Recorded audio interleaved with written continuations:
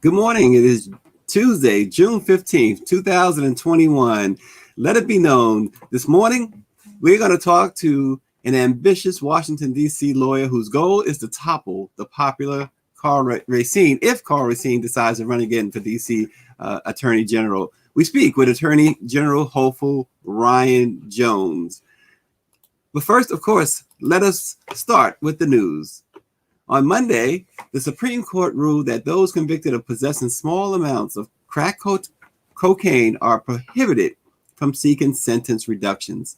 Activists complained that the ruling is just another slap in the face to minority defendants who were disproportionately sentenced to lengthy prison terms during the 1980s crack epidemic. Congress passed laws in the 1980s in response to the crack epidemic that mandated that anyone arrested and convicted for possessing small amounts of crack would face sentences as long as someone caught with heavier weights of powdered cocaine. African Americans and Latinos found possessing small amounts of crack received sentences longer than white suspects who had powder cocaine. The Supreme Court case was a result of a case filed by Tarahek Terry, who lives in Fort Lauderdale, Florida. He brought the case to the Supreme Court. He served more than 15 years for possessing less than 4 grams of crack cocaine, which reports noted that 4 grams weighs about the same as 4 paper clips. Terry sought relief from his sentence under the First Step Act, but a lower court ruled that the law did not apply to quote-unquote low-level offenses. So we're going to hear a lot more about that. But right now, let us bring on our president and CEO, Dr. Ben Chavis. Good morning, Dr. Chavis. Good morning, Stacey Brown. And on behalf of the National Newspaper Publishers Association, Karen Carter Richards, our distinguished chair, our executive committee, all of whom are African-American women publishers, leaders of their communities in Atlanta, Houston, Jackson, Mississippi, Norfolk, Virginia. And we really are thankful Charlotte, North Carolina, for the leadership of the NNPA in this time period as we get ready for our convention. We got some exciting news, and I just want to thank you for getting up so early every morning, Stacey, for letting everybody know what's happening so we can all let it be known. Absolutely, Dr. Chavis. And hip hop and business icon Dr. Dre said he lasted just 2 weeks when he went to college because he said programs were just boring. The superstar, who reportedly has a net worth of more than $1 billion, revealed that he and music mogul Jimmy Iovine are establishing the quote-unquote coolest high school in America. Dr. Dre said, "I want to reach the inner city kid, the younger me.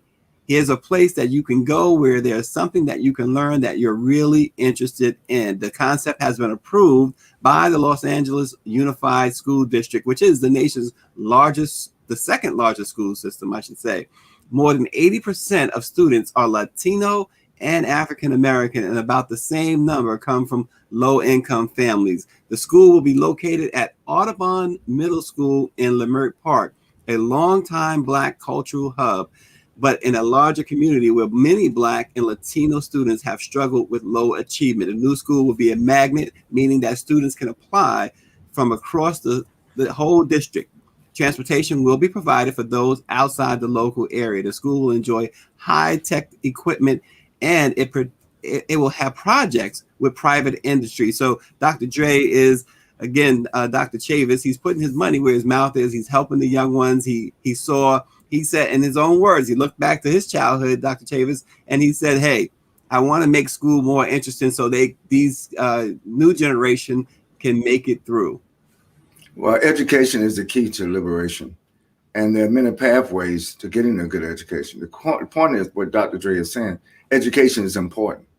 And of all the genres of music, Stacey, I'm pretty sure you know this, hip-hop artists, hip-hop producers like Dr. Dre give back to the community more than any other genre of music, but they don't get any accolades for that. Yeah. And so once again, one of the leaders of hip hop culture, Dr. Dre, no question about it, is giving back to the community in a way that will help transform and uplift and educate the community. Yeah, and we should note too, Dr. Chavis, that Dr. Dre is recovering well still. He's doing much better. As many know, he suffered a stroke a couple of months ago, but he's doing well now, and he's back working hard and doing things, great things like the new school that will start come the fall in Los Angeles. Well, Dr. you know, Chavis? the axiom, Tracy, you know, when you help others, you help yourself. Oh, When you yes. do good, you know, what you do unto others is what you would like someone to do unto you. And certainly, Dr. Dre is a great example of that. And we wish him well and his partner, Jimmy Iovine, for a long time. They have a great partnership in the business world as well as in the entertainment world. And we wish them all the best and thank them for looking after the young people in South Central Los Angeles and across the city of Los Angeles. It's one of the most diverse cities in America. When you look at LA, you're looking at a glimpse of the future of America. Oh, absolutely. Well said, of course, Dr. Chavis. The National Newspaper Publishers Association continues its series on the plight of missing African American girls and boys who have disappeared. Throughout the series, which began in 2019, a common theme emerged. Black children who go missing receive far less media coverage and police priority than white children. Reportedly, there are 425,000 missing children in America, and 40%, you heard that right, 40% are African American. Other than by their families, neighbors, and friends, most of these young people can be forgotten, even by law enforcement, who are charged with solving the ever-growing body of cold cases. When it comes to missing African Americans, Dr. Chavis, the mainstream media is often silent. Today, we lift up 14-year-old Isaac Gastelum, an African American with brown eyes and black hair.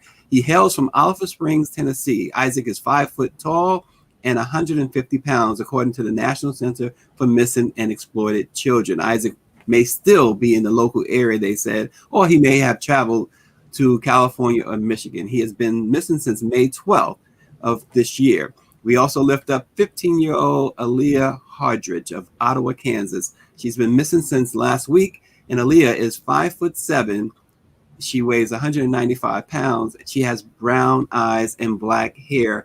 You can read more about this at www.blackpressusa.com. And many of our member newspapers are carrying these missing African American girls and boys series that we started, Dr. Chavis, in 2019.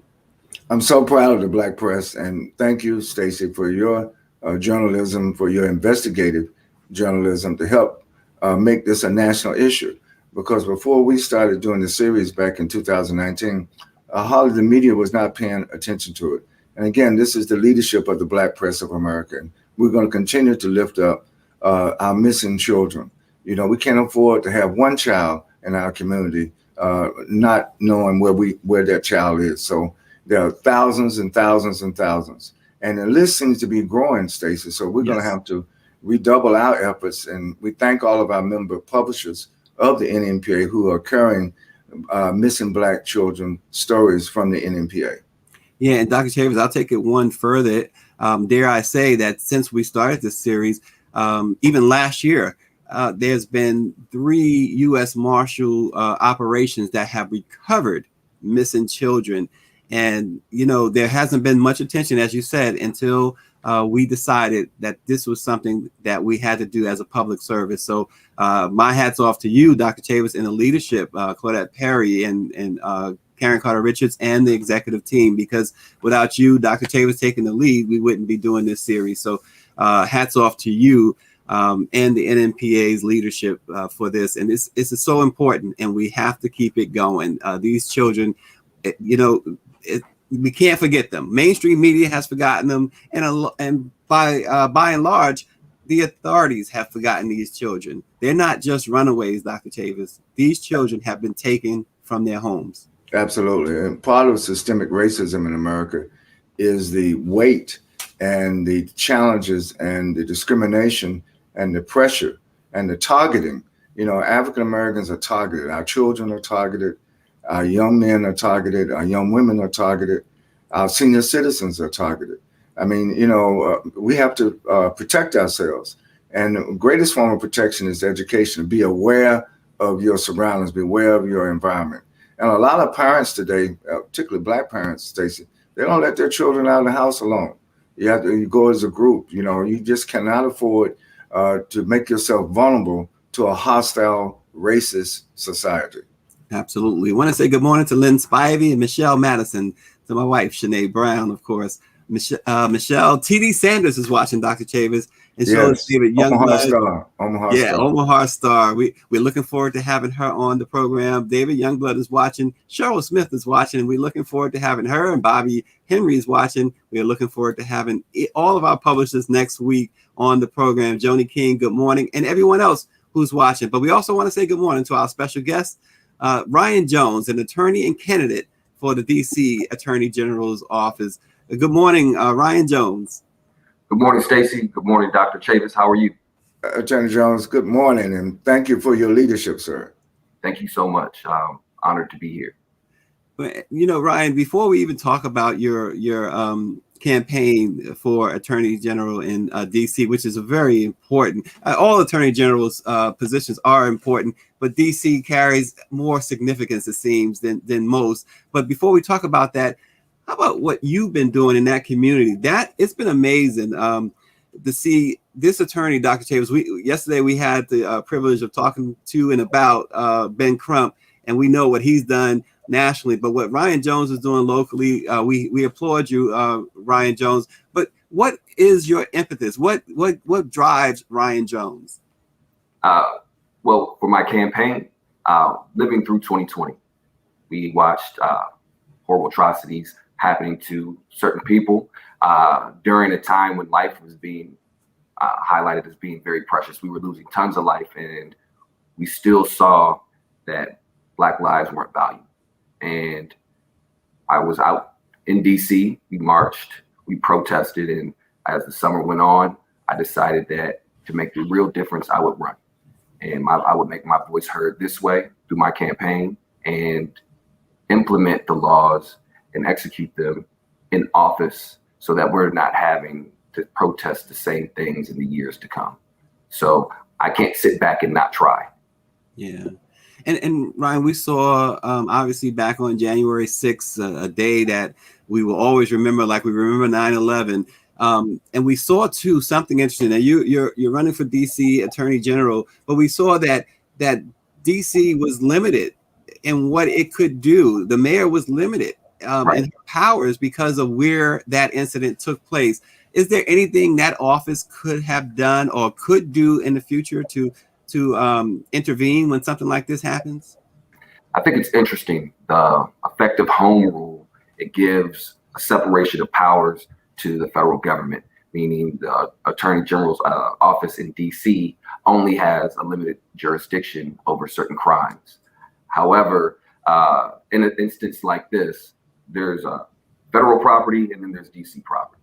And if crimes are occurring on DC property, the OAG's office can relentlessly go after and pursue those bad actors. However, on the federal grounds, that's squarely within the purview of the U.S. prosecutor's office. So with home rule potentially being lifted and removed with D.C. statehood, D.C. would potentially have more prosecutorial power. And in an instant like this, we just want to be supportive of the AUSA. Yeah, absolutely. Good morning to our chair, Dr. Chavis. She's watching. Karen Carter Richards. We have a nice special feature coming soon. The tease Karen Carter Richards, but we have a nice feature coming on the chair on Black Press USA that's coming up pretty soon. Dr. Chavis, I will throw it to you to interject your thoughts with Mr. Ryan Jones, Attorney Ryan Jones. Well, first, we want to thank Attorney Jones for his commitment to the D.C. community. D.C. once was known as Chocolate City. There's been a lot of gentrification. Attorney Jones, how do you see protecting the rights of the indigenous residents of D.C.? See if we can hold on to the brothers and sisters that own property, that are trying to stay. D.C.'s become very expensive to stay in. How do you see the issue of gentrification? Well, the first thing I want to say is the way to protect it is recognize that there has been a free market that's been very skewed to one side over another. And much like other administrative agencies, the OAG has to recognize that the free market isn't so free. We know that property value in certain neighborhoods should be much higher than they're selling for when they are changing hands.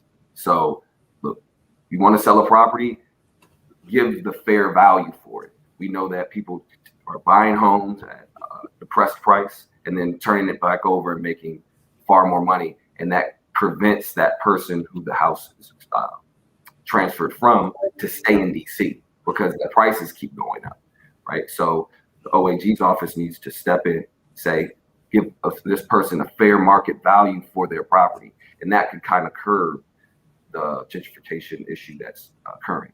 On the other side of that, we talk about seniors. Seniors in Washington, D.C.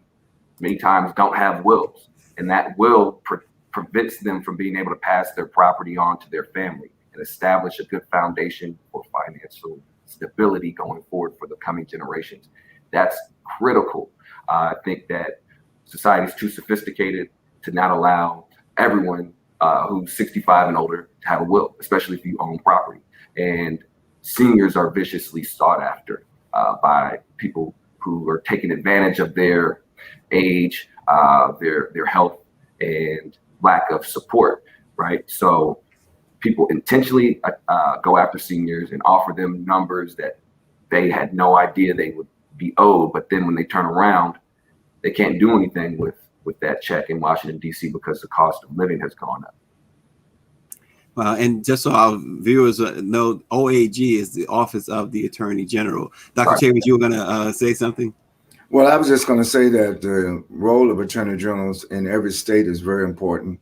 We know the important role that Keith Ellison played as the Attorney General of Minnesota to help ensure that Derek Chauvin would be convicted. In fact, the sentencing is this coming Friday, next Friday of next week, the 25th of June.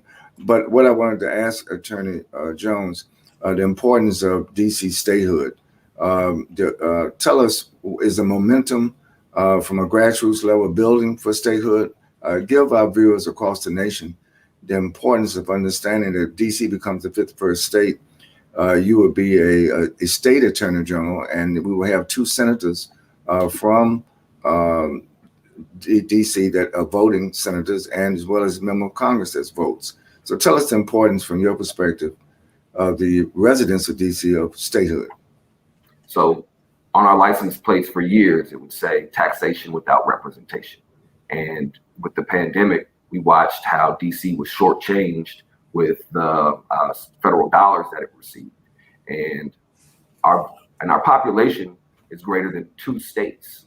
So our voice should be recognized as a state, meaning we should have control over our budget. We should have control over the crimes and the laws that are enacted in Washington, D.C. From a grassroots level, you walk around neighborhoods all across the city, and there are signs in yards saying D.C. statehood. But for this to get done, it is a national effort. Everyone across the United States should be calling their senators and their representatives in the House and demanding that they vote for statehood, knowing that there are 700,000 residents in the district that are being shortchanged by the federal government, not having the autonomy that they enjoy in their respective states. And people rely on the Constitution as a grounds for why people in DC shouldn't have statehood rights. That's just not true, right? And I think we're a modern society with modern thoughts, and we can push the meter forward. We don't need to rely on that old thinking, even if that were to be the case, but it isn't the case. So DC, when residents of DC should have rights to vote, rights over their budget, right to have expenditures made in their behalf, knowing the issues that they confront. So it shouldn't be left up to somebody in Kansas or Texas to determine how money should be spent in Washington, D.C. Yeah, and there's a statehood hearing coming up on June 22nd. Of course, Congresswoman Eleanor Holmes Norton, who's been at the forefront of that push, will be at that hearing as well. Dr. Chavis brings up a great point, and your response was equally timely, because it is up to everyone around the nation. It would benefit if DC becomes a state. Let's just segue a moment though, Ryan. You may be running against Carl Racine for Attorney General, and Carl Racine is relatively popular in the DC area.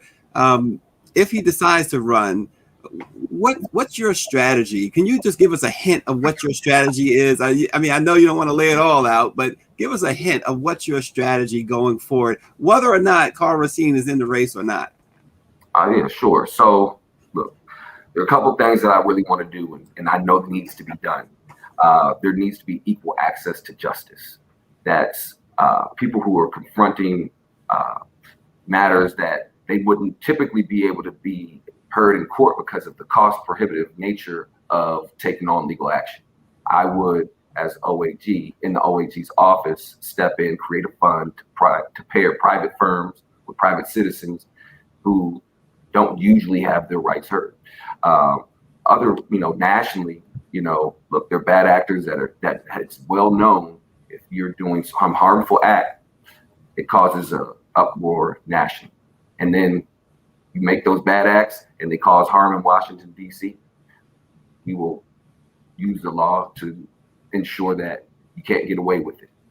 People destroy property as a result of, bad acts in other states like Minnesota, when we watch what happened with George Floyd. So you make those bad acts there, people are breaking windows in Washington, D.C., you must be held accountable, because at this point, we know that if you're doing these harmful acts, the response of the nation. And that's what I would do in the AG's office in Washington, D.C., as to make a difference. I do care about the residents of D.C. I know that there are laws on our books that are inequitable. They have a desperate impact on certain people, and we need to get those type of laws off our books. And I would talk to that. I wouldn't talk about running against Carl, what he hasn't done or what he has done. I would just talk about what needs to be done. And I can see it because I've been in these courtrooms, and I see how the law gets skewed and favors or disfavors certain parties. And going in there each day, you get more resolve to make a difference. I'm not going to give up. I'm going to go harder, actually. So that's what I would let everyone know on my campaign trail, that I'm fighting for you and to make this city better. And hopefully what we do in DC can spread nationally and internationally with how we treat people and how we care for life on this planet. Yeah, he's I like that, Ryan. You're taking the distinguished gentleman approach, right? I'm not here to bash my opponent. I'm here to talk about the positive things, and there's a lot of positive things I know you could talk about with DC. And Dr. Chavis, they say you could tell a lot about a person by who they associate, who their friends are, and one of his friends is our friend, Dr. Ebony Hilton. So she's a wonderful member of our coronavirus team here at the Black Press that Dr. Chavis formed last April when the height of the pandemic had kicked in.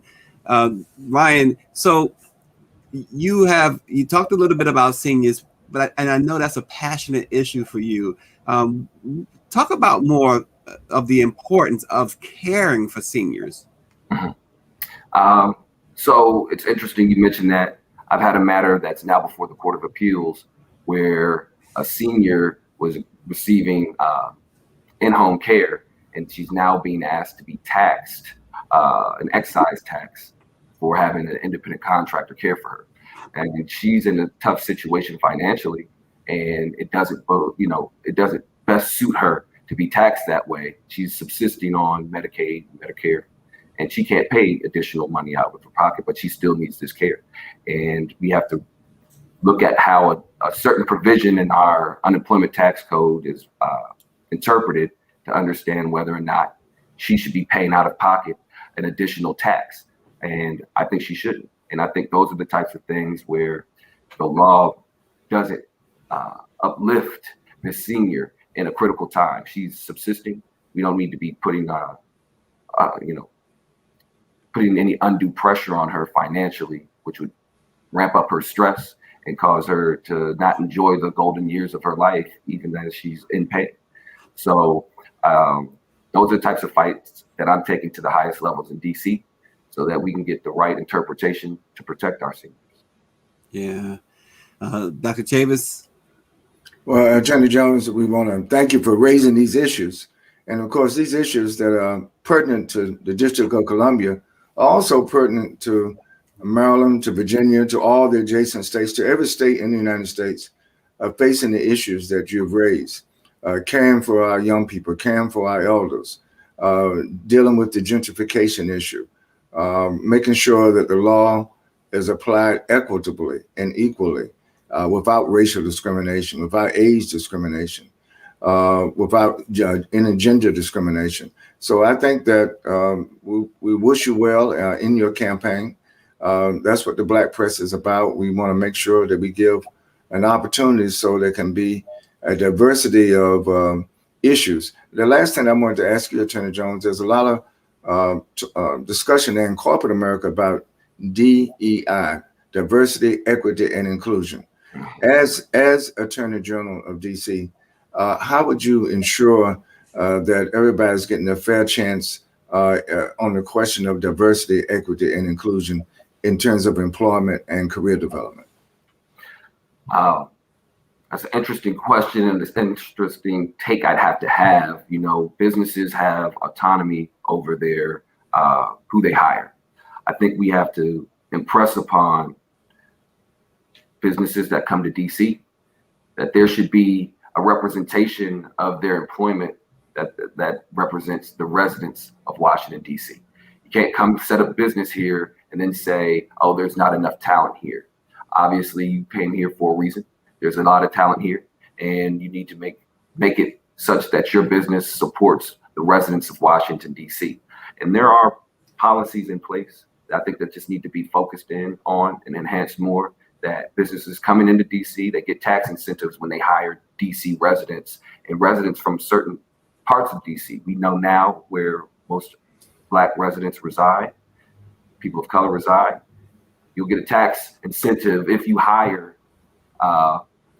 people from those districts. That isn't something within the power of the OAG, but if it were to be a law or a regulation to be promoted, I would definitely see that it was legally sufficient, which is the role of the OAG, and have it put on the books. Those are the types of things we need to be thinking about.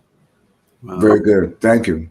Yeah, Attorney Jones, we really appreciate you dropping by this morning. Dr. Chavis, it seems like every morning you have something special to mention about our upcoming annual convention. Anything this morning you can share with our viewers?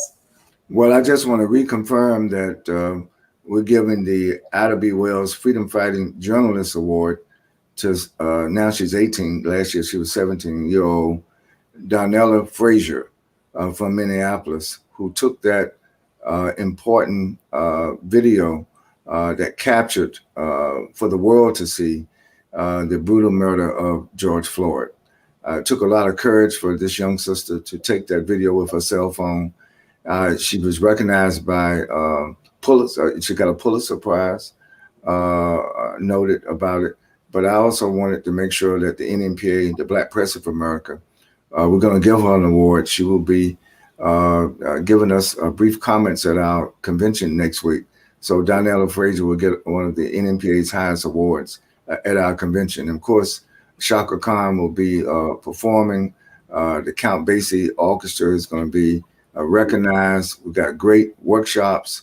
We have a special message and a session, actually, with Attorney Benjamin Crump to talk about criminal justice in Black America and fairness and equity in Black America and the importance of the Black press. And we got shout outs. The list is too long.